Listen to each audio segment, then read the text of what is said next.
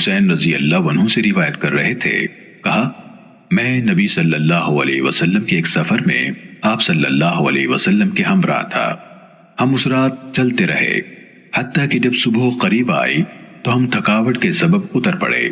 ہم پر نیند میں ڈوبی آنکھیں غالب آ گئی، یہاں تک کہ سورج چمکنے لگا۔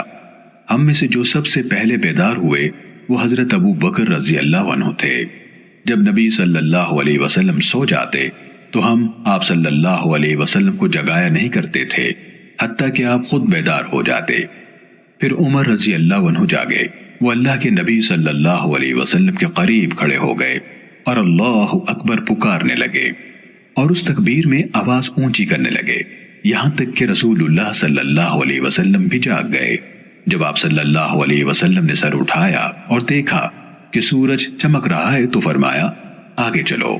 آپ صلی اللہ علیہ وسلم ہمیں لے کر چلے یہاں تک کہ سورج روشن ہو کر سفید ہو گیا۔ آپ اترے، ہمیں صبح کی نماز پڑھائی۔ لوگوں میں سے ایک آدمی الگ ہو گیا اور اس نے ہمارے ساتھ نماز نہ پڑھی۔ جب سلام پھیرا تو رسول اللہ صلی اللہ علیہ وسلم نے اس سے کہا فلاں تم نے ہمارے ساتھ نماز کیوں نہیں پڑھی؟ اس نے کہا اے اللہ کے نبی مجھے جنابت لاحق ہو گئی ہے۔ آپ صلی اللہ علیہ وسلم نے اسے حکم دیا، اس نے مٹی سے تیمم کیا اور نماز پڑھی۔ پھر آپ صلی اللہ علیہ وسلم نے مجھے چند سواروں سمیت پانی کی تلاش میں جلدی اپنے آگے روانہ کیا۔ ہم سخت پیاسے تھے۔ جب ہم چل رہے تھے تو ہمیں ایک عورت ملی جس نے اپنے پاؤں دو مشکوں کے درمیان لٹکا رکھے تھے، یعنی بڑی مشکوں سمیت پاؤں لٹکائے اونٹ پر سوار تھی۔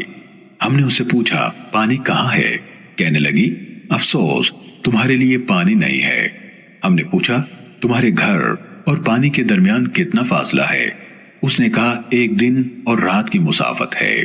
ہم نے کہا اللہ کے رسول صلی اللہ علیہ وسلم کے پاس چلو۔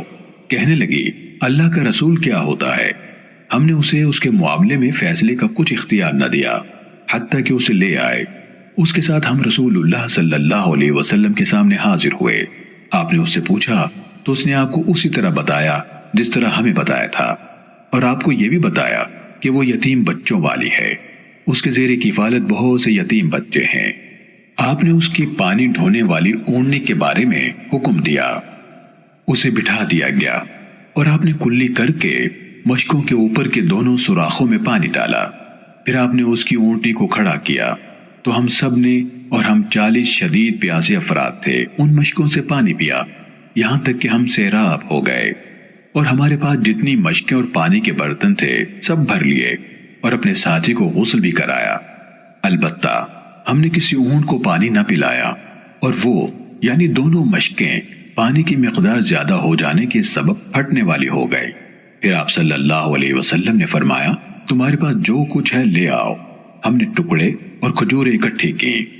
اس کے لیے ایک تھیلی کا منہ بند کر دیا گیا تو آپ نے اس سے کہا جاؤ اور یہ خوراک اپنے بچوں کو کھلاؤ اور جان لو ہم نے تمہارے پانی میں کمی نہیں کی۔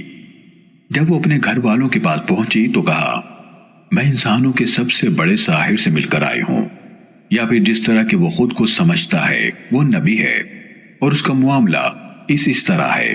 پھر آخرکار اللہ نے اس عورت کے سبب سے لوگوں سے کٹی ہوئی اس آبادی کو ہدایت عطا کر دی، وہ مسلمان ہو گئے اور باقی لوگ بھی مسلمان ہو گئے۔ یہ پچھلے واقعے سے ملتا جلتا ایک اور واقعہ ہے۔ صحیح مسلم حدیث نمبر 1563۔